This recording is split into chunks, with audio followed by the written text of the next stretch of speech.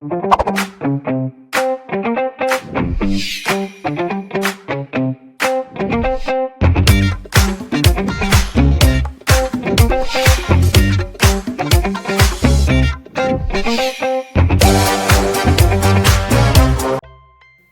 certain we have learnt about the different transformations that lead to congruent shapes.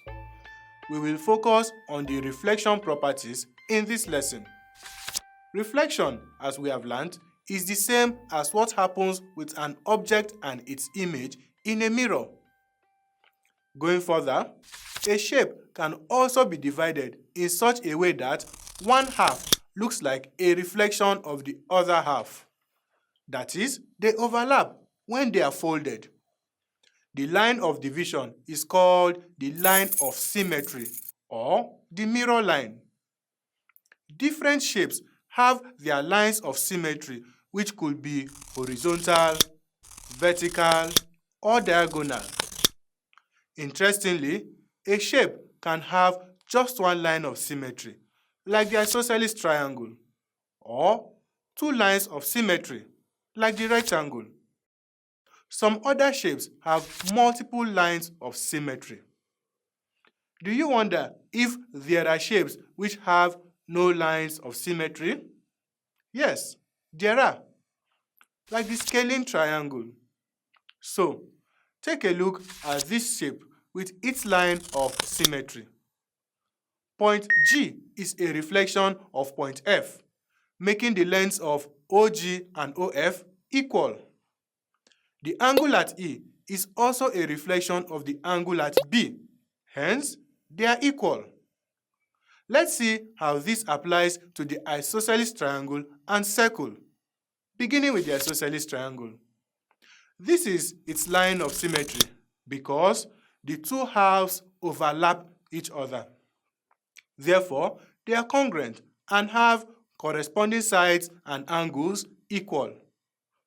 As a result of this, sides XW and WZ are equal. Sides XY and YZ are equal, while angles XYW and ZYW are equal, and angles YXW and YZW are equal. What do these results tell us? We can infer that any perpendicular line from the vertical angle bisects it and the base of the isosceles triangle. Moving on to the circle, which has so many lines of symmetry which all pass through the center of the circle. But let's consider what it does to any chord in the circle. So, if we have the chord XY in the circle, we will have an isosceles triangle after we must have drawn radii to the points X and Y. From what we have learned from the isosceles triangle, the diameter happens to be the line of symmetry of the triangle. Hence, a perpendicular bisector of the base, that is, XY. In other words, XA is equal to AY. Therefore, we can infer that any perpendicular line that passes through the center of the circle bisects the chord. Conversely, if a perpendicular line bisects the chord, then it passes through the center of the circle.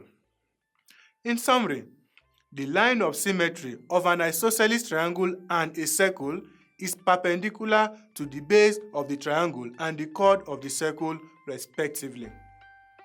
Furthermore, it bisects the vertical angle and the base of the triangle and the chord of the circle.